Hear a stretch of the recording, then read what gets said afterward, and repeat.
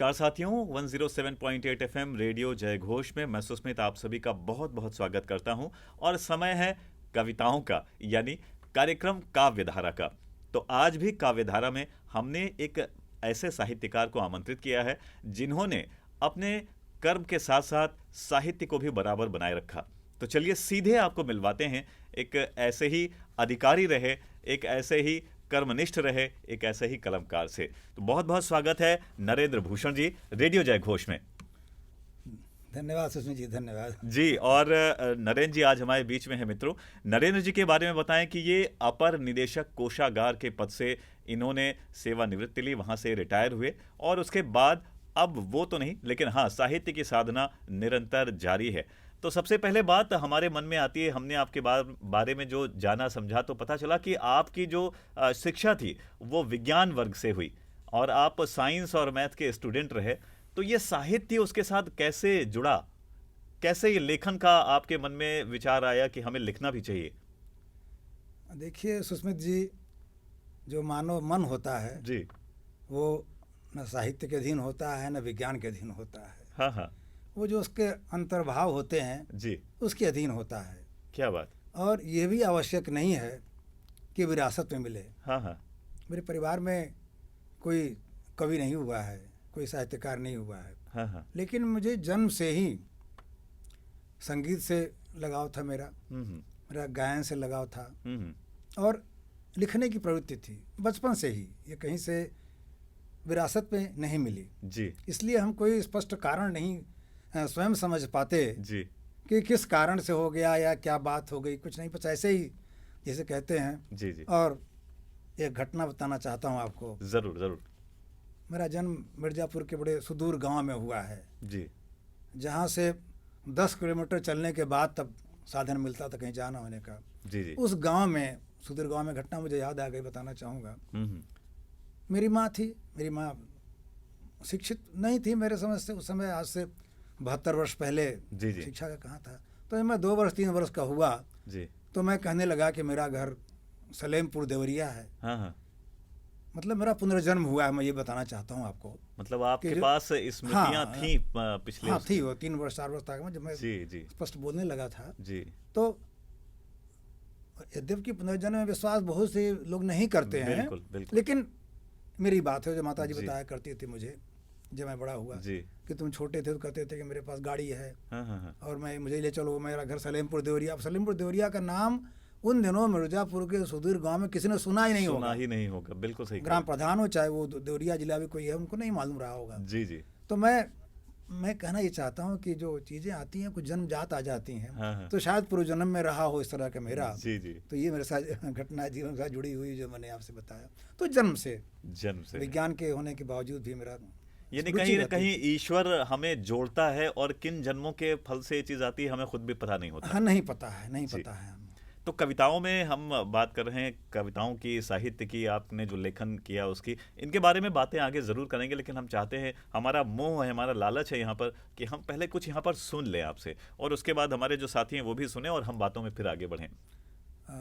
देखिए सुस्मित जी, मेरा जो लेखन है जी, क्योंकि मैं नौकरी पेशा में था, तो बड़े जब आप सही काम करने लगते हैं जी, तो बड़े संघर्षों का सामना करना पड़ता है। बिल्कुल। और मैं ऐसे पद पर था कि जी। अपने पद के मुकाबले कई गुना बड़े लोगों से मुझे जी टकराना पड़ता था। जी। फाइनेंस में रहते मैं हुए वित्त तो का अधिकारी था, तो जी मुझसे कई गुना बड़े अधिकारी जी जी जो मेरे नियुक्त प्राधिकारी हुआ करते थे, उनसे भी मुझे उनकी बात बिल्कुल न मानने का जोखिम उठाना पड़ता था। बिल्कुल। तो बड़े जो जीवन के अनुभव आए हाँ हाँ, वही मेरे रचनाओं में अक्सर देखने को आप मिलते हैं। पाएंगे। जी। तो जो जीवन है वही सिखाता आपको है। तो देखिए 2 पंक्तियां मुझे क्या बात, मैं क्या बात है, स्वागत प्रस्तुत करना जरूर, चाहता हूँ कि जरूर। आदमी कहाँ से सीखता है। तो देखें,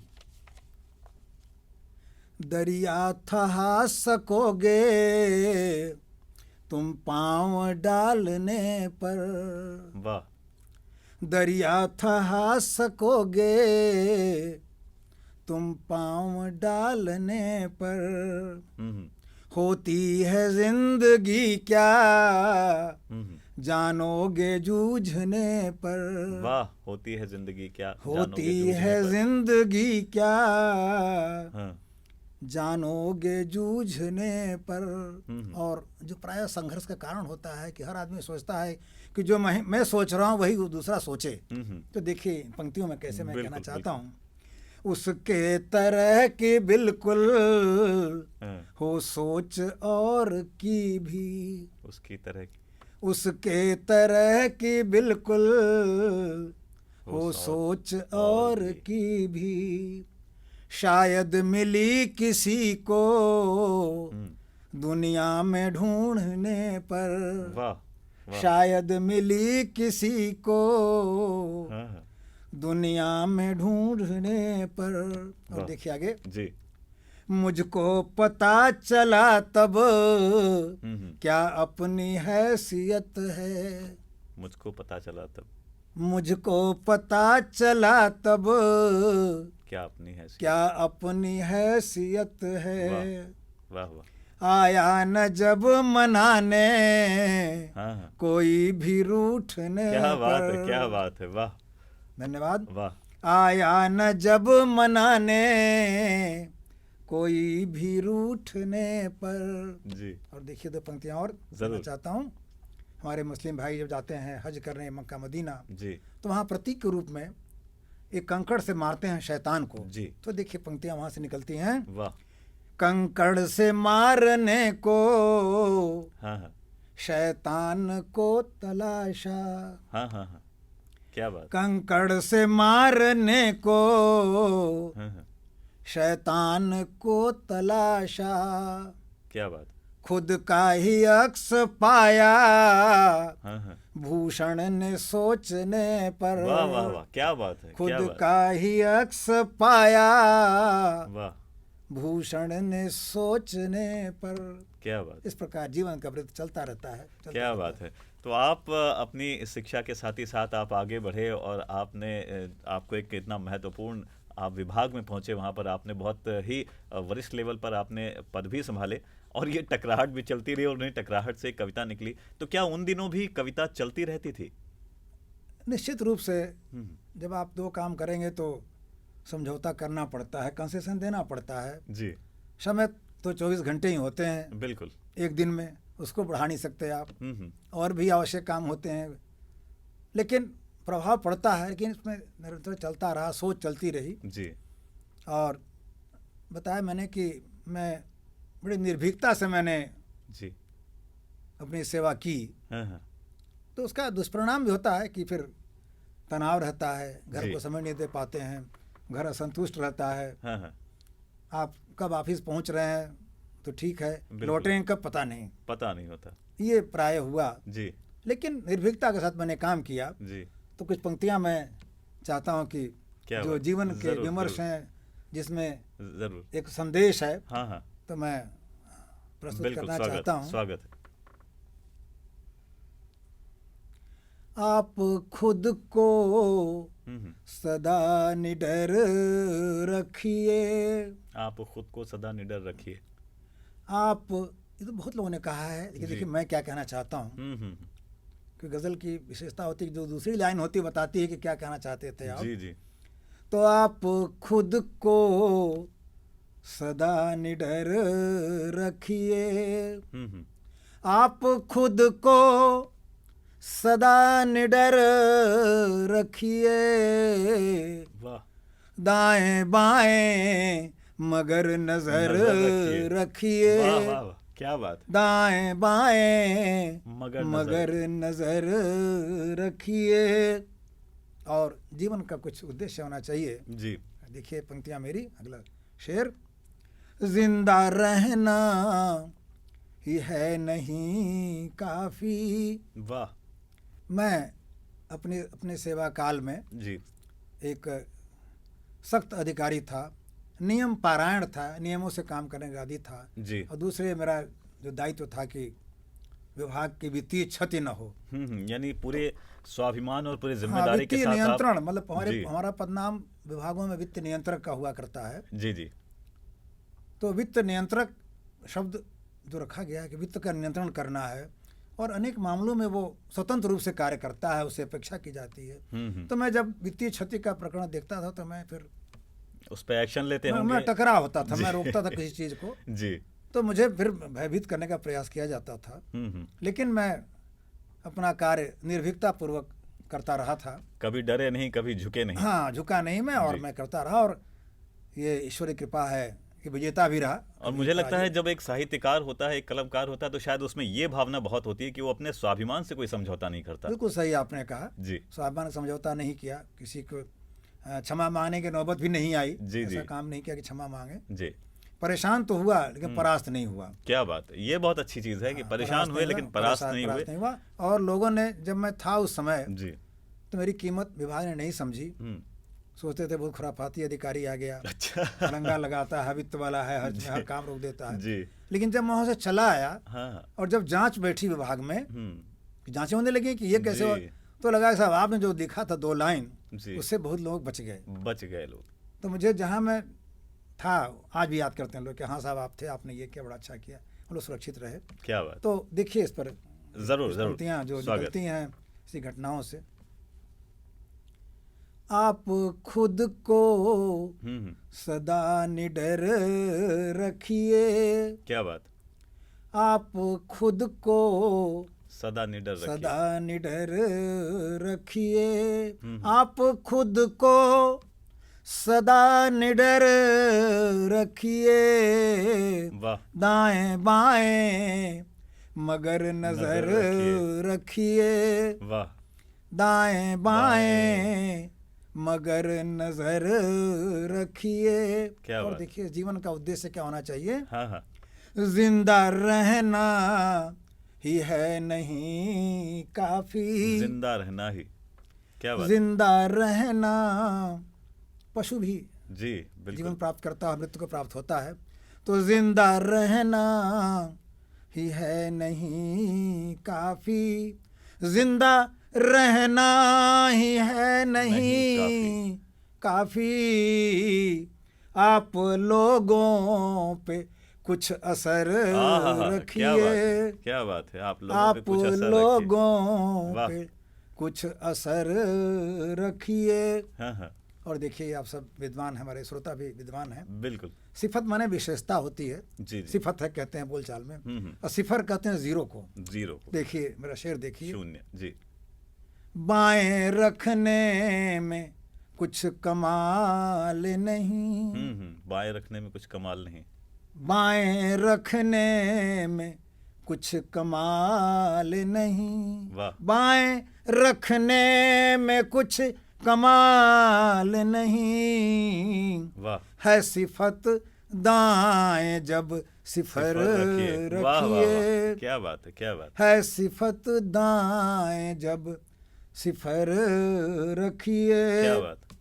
और देखिए हाँ। शेर। दिल है जिंदा ये कह रही धड़कन। क्या बात है। दिल है जिंदा ये कह रही दिल है जिंदा ये कह रही धड़कन। दिल है जिंदा ये कह रही धड़कन। जिंदा दिल जीस्त का सफर रखिए। क्या बात है। क्या बात। जिंदा दिल जीस्त का सफर रखिए। वाह। छोड़ दें रब पे जो नतीजा है। छोड़ दें रब पे जो नतीजा है। वाह। छोड़ दें रब पे जो नतीजा है। छोड़ दें रब पे जो नतीजा है। आप मेहनत में मत कसर रखिए। क्या बात। क्या बात। आप मेहनत में मत कसर रखिए। वाह। और जैसा आप जानते हैं शहर मने सवेरा। बिल्कुल। शहर का मतलब सवेरा होता है। देखिए शेर। आप अपने बूते जो भी आपकी शक्ति है अपने पास, आपका शक्ति पूरी होती है, उसको एकत्रित करने की आवश्यकता होती है, तो अपने भरोसे रहिए, किसी और के भरोसे मत रहिए। तो आप सूरज के आसरे न रहें। आप सूरज के आसरे न रहें। वाह। आप सूरज के आसरे न रहें। आप सूरज के आसरे न रहें, क्या बात, अपने हाथों में खुद शहर रखिए। क्या बात है, अपने हाथों में खुद शहर आप रखिए। सूरज के आसरे न वाह। रहें, अपने हाथों में खुद शहर रखिए। क्या बात। और जब विभागों में हम जाते हैं, डिप्यूटेशन पर शासन भेजता है, जी जी। तो जानते हैं कि इस विभाग से मुझे जाना है एक दिन, हाँ हाँ। तो आनंद की स्थिति रहती है उस मामले की, चलो यहाँ चला जाना है, जो करना है जब तक हूँ करूँ, जी फिर जी। चला जाऊँ। तो देखिए हाँ हाँ। वही जीवन का हाल है। जी। उम्र भूषण, हाँ। मक्ता का शेर, वाह। उम्र भूषण कटेगी मस्ती में, उम्र भूषण कटेगी मस्ती में। वाह। उम्र भूषण कटेगी कटेगी मस्ती में, उम्र भूषण कटेगी मस्ती में, आप मेहमान हैं यादगार रखिए। क्या बात है, आप मेहमान हैं आप यादगार रखिए। मेहमान हैं यादगार रखिए, आप खुद को हाँ हाँ। सदा निडर रखिए, दाएं बाएं मगर नजर रखिए। नजर रखिए। क्या बात है मित्रों, दाएं बाएं नजर रखना भी जरूरी है, आप कहीं भी चले। ये बड़ी अच्छी बात बताई आपने पंक्तियों के माध्यम से। आपने जो पढ़ा ये गजल के रूप में सामने आया, ये आप गजल कह रहे थे, गजल तो इससे एक चीज मन में आई कि आपका जो झुकाव है वो गजलों की तरफ ज्यादा है या फिर और किसी और विधा में आप लेखन ज्यादा पसंद करते हैं? कुछ ऐसा कालखंड आता है जी साहित्यकार के जीवन में, तो एक विधा रचना करना शुरू कर देता है, वो गजल गजल लिखता चला जाएगा वो। हाँ। हफ्ते महीने, फिर गीत का कोई भाव आ गया तो गीत लिख देता है, गीत लिख देता है। छंद हो गए तो छंद चलने हाँ, लग गए। छंद तो छंद चलता है। जी जी। तो कोई ऐसा नहीं। और आजकल मंचों पर विशेषता ये देखा मैंने कि जी गजल ज्यादा पसंद करते हैं जी। कम समय में दो पंक्तियों में कोई बात कह दी एक बात पूरी हो जाती है। तो कुछ ये भी मेरे लिए आकर्षण का कारण था, क्योंकि जी, मैं मंचों पर भी बुलाया जाता है। हाँ हाँ। तो दो पंक्तियों में अपनी पूरी बात कह दी। हाँ, तो किसी के पास समय नहीं है। जी, जी। आजकल टेस्ट मैच का जमाना नहीं है, आजकल T20 वनडे भी कम हो, T20 का जमाना है। जी, तो जी। चाहता है कि दो पंक्तियों में पूरी बात को मिल जाए, वो आनंदित श्रोता जो है या बिल्कुल। जो दर्शक है जी, जी। वो उठाए उसका आनंद। तो इसलिए थोड़ा गजल की ओर भी मैं आया। हम्म। और गजल में का विधा होती है, उसका रूज है, सब है। जी जी। तो मैं उसके छंदबद्ध लिखता हूँ, मैं जी, जी। अरूज के हिसाब से लिखता हूँ मैं। और जब अरूज का प्रयोग करते हैं हम अपनी रचनाओं में, तो उसमें गेयता होती है। जी जी। जब गेयता होती है तो होठों पे लोगों के आता है, जुबान पर, वो आसानी से लोगों के दिल तक चीज हाँ, पहुंचती दिल तक पहुंचता है और जुबान पर याद रहता है। जी। तो फिल्मी गीत हमें बहुत से याद हैं। जी। क्यों याद हैं? क्योंकि वो उसमें गेयता है, वो बहर में है, छंद में है। हाँ हाँ। तो जुबान पर चढ़ जाती है। तो ये आपने बिल्कुल सही बात कही कि कोई चीज़ ऐसे हमें इस फॉर्म में मिलती है जो हाँ, अगर गायकी छंद के फॉर्म मुक्त में है, होती गद्य के रूप में है, तो वो याद नहीं रहती। याद नहीं रहती, बिल्कुल सही कहा। इसकी संभावना अधिक रहती है जबकि गा के कोई जी जी सुने और आपके कान में पहुंचे, हृदय तक पहुंचती है, जैसा आपने तो सही कहा। ये जो आपने इतना साहित्य का इतना आपने जो एक समय आपने दिया है, इसमें क्या कुछ पुस्तकें भी आपकी आई हैं, कुछ किताबें भी आपने लिखी? हाँ, मेरी जो पहली पुस्तक 2016 में आई, जी। तो उसमें तो सबका संकलन था, सब मिक्स था गीत भी उसमें। था, गजल भी था, दोहे भी थे, मुक्तक भी था। तो काव्य संग्रह मेरा पहला आया था 2016 में। किस तो नाम से दूसरा आया? उसका मुट्ठी में रेत। मुट्ठी में रेत। जीवन एक मुट्ठी की रेत की तरह है जो फिसल जाता है, जितना दबाव जी। होता है वो। आपने शीर्षक भी बड़ा अच्छा दिया, मुट्ठी में रेत। हाँ, मुट्ठी में रेत लिखा था मैंने। जी।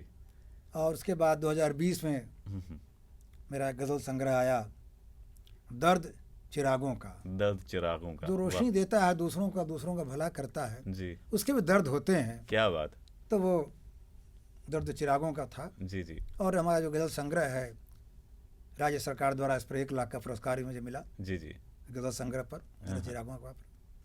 फिर इस वर्ष मैंने दोहा संग्रह। अच्छा, आपने दोहे भी लिखे हैं? दोहे, उसमें केवल दोहे उसमें है। जी जी जी। उसका नाम रखा मैंने दोहा उपवन। क्या बात है, दोहा उपवन रखा है। वाह। और भी लेखन प्रचुर मात्रा में है, जी। लेकिन प्रकाशन में अभी नहीं आया। वित्तीय दृष्टि से प्रकाशन में सिर्फ 3 किताबें आई हैं। हाँ जी। तो 3 किताबें आ चुकी हैं और और चौथी ये तैयार है। यात्रा निरंतर जारी है। हाँ, निरंतर यात्रा जारी है। आपने एक अच्छा खासा मतलब समय दिया है और अच्छा खासा बदलाव देखा है, तो आप शुरुआत के उस दौर से आज के दौर में क्या परिवर्तन देखते हैं? साहित्य के क्षेत्र में जो लोग हैं उनमें क्या बदलाव आया है? पहली बात तो मैं ये जो देखता हूँ हम्म, कि प्रचार प्रसार बहुत हुआ है, हम्म, लोग बहुत आकर्षित हुए हैं साहित्य की ओर। हम्म, जैसा मैं समझता हूँ कि पहले कवियों की संख्या बहुत कम हुआ करती थी। जी जी और आप भी देखेंगे जी पहले कवियों की संख्या नहीं होती थी। आज वो लखनऊ की बात करें तो गली गली में कवि मिलेंगे आपको। जी जी। कोई जो भी लिख ऐसे लेता लोग भी है हैं जो जो 50 वर्ष की आयु में कवि जी बिल्कुल मिलता हूँ मैं। बिल्कुल बिल्कुल 50 वर्ष की आयु में उनकी रुचि जागृत हुई, लिखना शुरू उन्होंने किया, जी तो लिख रहे हैं लोग। और काफ़ी ये शुभ संकेत है, हम्म, लोग काफ़ी इसमें आ रहे हैं, लिख रहे हैं, काफ़ी प्रकाशन हो रहा है। जी मंचों की बात थोड़ा अलग है, जी क्योंकि मंचों पर जो मंच के कवि हैं उनका दोष नहीं देना चाहूँगा मैं। लोग कहते हैं कि मंच पर कवि जो होते हैं बस 2 रचनाएं लेके चलते हैं, ऐसा नहीं है। हम भी जाते हैं मंच पर तो डिमांड होती है कि वही सुनाइए। जी जी जी हम भोजपुरी के भी भोजपुरी में लिखते हैं, जी जी भोजपुरी का मेरा गीत वही सुनाइए, आज नहीं सुनाऊंगा मैं जी तो वो सुनाइए। हाँ। तो वो मंची कवि को वो वही एक सुनाना पहचान बन पड़ता जाती है, है, पहचान बन जाती है जो और लोग कमी सुनना है, चाहते हाँ हैं बार-बार। पहचान में जाती है। मंची कवि की जो आजकल जो इसमें विकार आया है, जी जो चुटकुला सुनाने का जी श्रोता बिल्कुल। पसंद करता है, तो वो जोक सुनाते हैं और घंटों घंटों जोक सुनाते हैं, रचनाएं नहीं रहती, रचना ये मूल गिरावट रचना आई नहीं है, आती। जी ये उचित नहीं है। जी जी जी। पहले की रचनाओं में सार्थक संदेश हुआ करता था। तो आपने जितनी भी रचनाएं सुनाई उनमें कहीं ना कहीं कोई ना कोई एक बात मिलती रही हमें। तो अब इन्हीं बातों के साथ ही साथ समय धीरे धीरे इशारा कर रहा है कि हम यहाँ पर अनुमति लें। तो हमारे जो भी साथी आपको देख रहे हैं, सुन रहे हैं, चलते चलते आप उनके लिए क्या कहना चाहेंगे? मैं 2 दोहे के माध्यम से क्या बात, संदेश जरूर। देना चाहता हूँ। दीपावली का त्यौहार बस बिल्कुल 10-11 दिन बाद आने वाला है, तो जी। देखिए एक दोहा। स्वागत है। खूब मने दीपावली, खूब मने दीपावली, दीप जलाएं खूब, खूब मने दीपावली, क्या बात। दीप जलाएं खूब, लेकिन घर न पड़ोस का रहे अंधेरे डूब,